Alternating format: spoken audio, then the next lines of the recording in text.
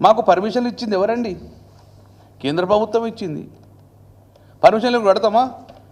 Kaleshwaram project status of clearance క్లియర్గా hydrologic clearance అన్ని clearance permission ఇచ్చిందిగో మీకు పంపిస్తా బండి సంజయ్ గారు, కేంద్ర ప్రభుత్వం ఇచ్చింది.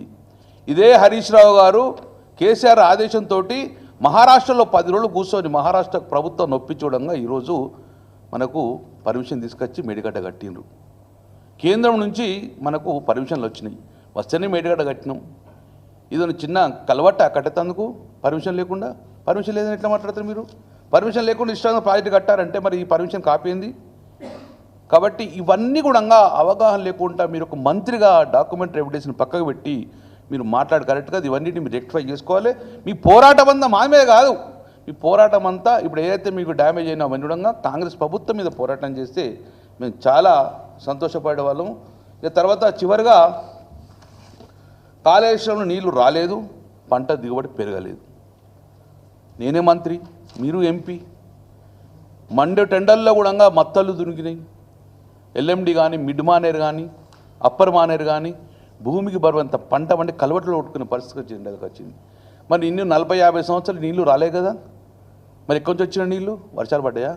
ఇది కేవలము మేడిగడ్డ నుంచి, అన్నారం నుంచి, సుందీల నుంచి, మేడారం నుంచి డైరెక్ట్ రామడుగు నుంచి మిడ్మానేరు దాకా నీళ్ళు వస్తే ఆ యొక్క ఎండ్రూట్ మొత్తం కూడా ప్రజలు కాలువలు నింపించుకొని, చెరువులు నింపించుకొని సంతోషపడ్డారు. మేమందరం సజీవ సాక్ష్యాలు కదా, మేమందరం చూసినాం. మరి ఈ నీళ్ళు ఎక్కడి నుంచి వచ్చినాయి? కాబట్టి ఇవన్నీ కూడా తెలంగాణ ప్రజలను తప్పుదో పట్టించే ప్రయత్నం చేసుడు. నేను ఒక్కటి చెప్తున్నా క్లియర్గా, ఇప్పటికీ బండి సంజయ్ ఒక క్లియర్ డిమాండ్ చేయండి. గోదావరి నీళ్ళు ఎక్కడ ఆగకుండా ఆంధ్రాకు పోయేటి. కాళేశ్వరం ప్రాజెక్టు కట్టడం వలన కాళేశ్వరం నీళ్ళు మొత్తం డైవర్ట్ అయ్యి తెలంగాణ మొత్తం సస్యశ్యామలమైంది కావడం జరిగింది. ఈరోజు మేడిగడ్డ బ్యారేజ్ను రిపేర్ చేయకపోవడం వలన గత 50 సంవత్సరాలు ఎలా అయితే నీళ్లు పోయినాయో సేమ్ అదే నీళ్ళు ఇప్పుడు మళ్ళీ ఆంధ్రాకు పోతున్నాయి. అంటే మీ ఆలోచన ఏంది? మేడిగడ్డ రిపేర్ చేయొద్దు, ఆంధ్రాకు సజావుగా నీళ్ళు పోవాలన్నట్టే కదా, అంతే కదా.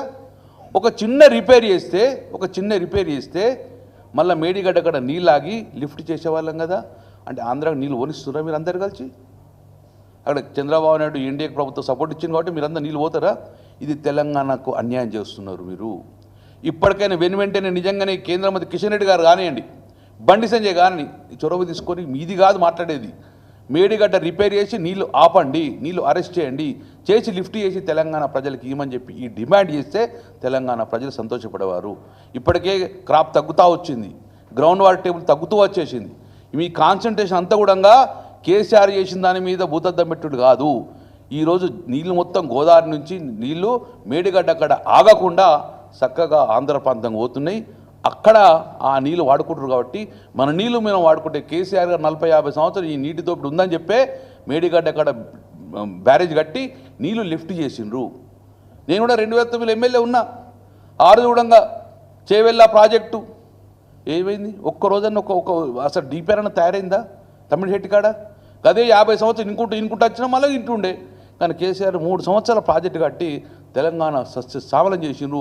మీ ఏడుపంతా ఆయన మీదే కాదు, ఈరోజు నీళ్లు పోతున్నాయి కిందికి, ఆ నీళ్లను ఆపి తెలంగాణ ప్రజలకు నీళ్ళు ఇచ్చే ప్రయత్నం చేయండి. కానీ భూతద్దం పెట్టుకొని తెలంగాణ ప్రజలకు, తెలంగాణ సమాజానికి తప్పుడు ఇన్ఫర్మేషన్ చేయకుండా ఇది డాక్యుమెంటరీ ఎవిడెన్స్, ఈ డాక్యుమెంట్ ఎవిడెన్స్ కూడా చూసుకొని ఇప్పటికైనా రియలైజ్ అయ్యి ప్రజలకు మాట్లాడండి. ఇప్పుడు మాట్లాడవలసింది మీరు రేవంత్ రెడ్డి ప్రభుత్వం మీద మాట్లాడి ఏదైతే కుప్పగూలిపినో ఇవన్నీ మేము చెప్పినాయో వీటి మీద ఎంక్వైరీ, ఎన్డీఎస్ఏ రిపోర్ట్ తెప్పించుకోర్రి, ఖమ్మంలో కానివ్వండి ఇవన్నీ ఖమ్మం రిపోర్ట్ తెప్పించుకోర్రి, దాని మీద